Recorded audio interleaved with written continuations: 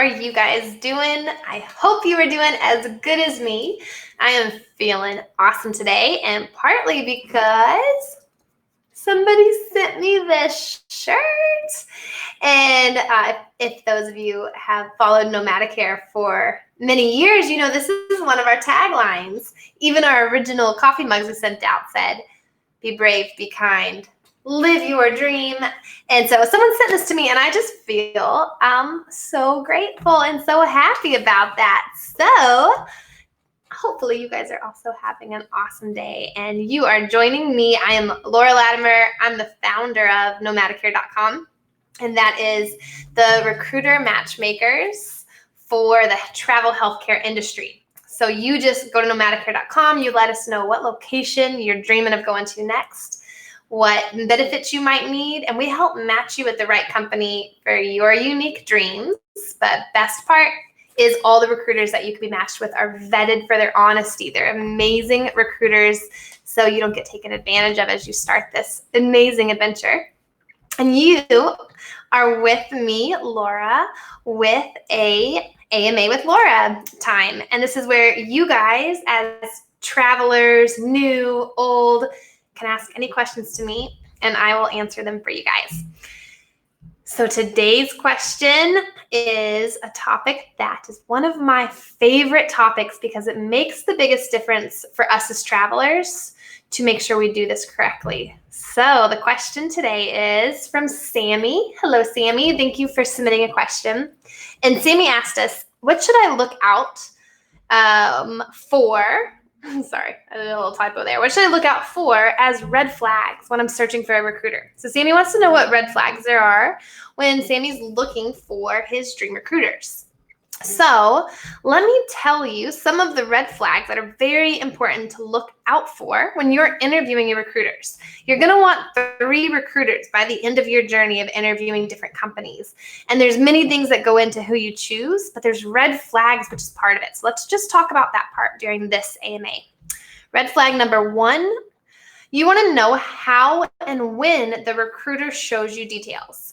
How they do it should be in writing, right? This is a business contract, a million things this recruiter is doing each day with a lot of different travelers, a million things we're up to. Whatever you guys agree to better be in writing. Also, when do they do it? You want to make sure the recruiter is telling you everything that they know about a job and the pay packages before you submit to that job versus trying to get you to submit through their company, locking you into their company, and then explaining details and pay packages after. You should know that stuff before you're agreeing to submit. Number 2, when are they submitting you to the job?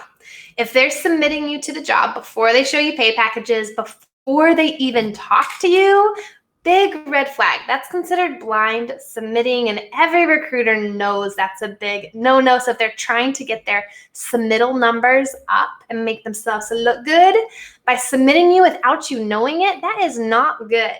There's one little exception to that. If you are really close to a recruiter, you are in a low demand specialty, or you're trying to get a job in a high demand area where the competition is super fierce. So you know you want to submit your resume as soon as a job opens up in that region, then you can agree with one of your recruiters, you're submitting me as soon as a job opens. You do not have to call me. But that's not blind submitting. You already agreed to it. Blind submitting is when you didn't agree to it and suddenly your resume is with a company you did not agree to submit to.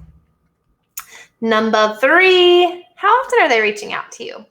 One of the jobs of a recruiter is to reach out to us very quickly when a job that we want opens. The reason for that is, especially right now when the market is tough, but even when it's not, speed is one of the biggest indicators for you getting an interview. So if your recruiter is slow to calling you up and letting you know about jobs that you want, you will most likely miss jobs and miss submitting and being top of the pile for hiring manager. So you're wanting a recruiter who will reach out to you proactively, especially when you're in that 1 month to 6 week time period before you're going to start a job. They should be calling you a lot. They should be reaching out, telling you where their jobs are, looking at the job for you every day. and being actively in communication. If you feel like too often than not, you're the one reaching out to them and you're constantly asking them what's open and they're not communicating back to you very frequently, you might lose that dream job because you're with your recruiter who's not communicating well with you. Number 4, do they proactively educate you? It's so good, especially for my newer travelers out there, for a recruiter who will actually proactively educate you on the market. Where are the jobs? What do tax homes mean? What should you consider when you're getting a license?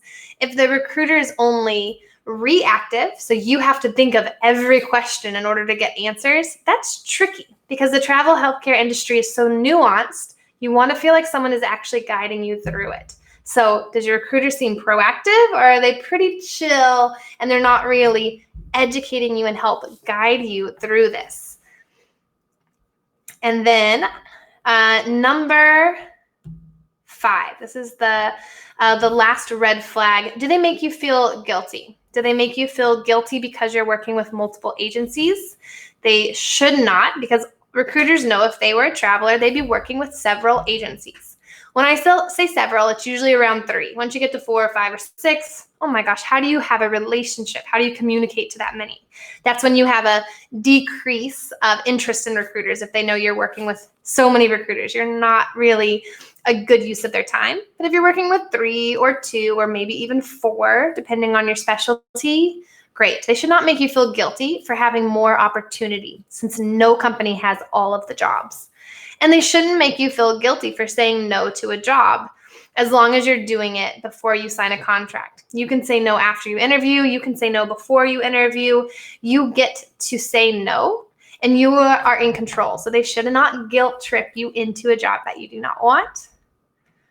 And just keep in mind, do you like them for you? This isn't a red flag for like them being unethical. This is you realizing you're in control. This is an important player. So make sure you like them for you. Me, I like my recruiters like a relationship, like a friend, someone I can call up.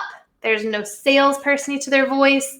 They're not defensive. They're fun to talk to. I can laugh with. I like to really engage with my recruiters. I would send them little Starbucks card and pictures when I'm traveling because I felt a friendship with my recruiters. You might like someone who just emails you. Don't get on the phone with me. Just tell me about jobs. It doesn't matter. There's no right or wrong. Is this recruiter the right one for you and your goals? Make sure you get that. Work to get that. Keep trying. It makes such a difference when you have recruiters you love. And that is it for the red flags for recruiters. What an awesome question. Of course, at Nomadicare, that's our specialty. We vet and we make sure that all of the recruiters would never do any of these red flags. It's a guarantee when you come through nomadicare.com.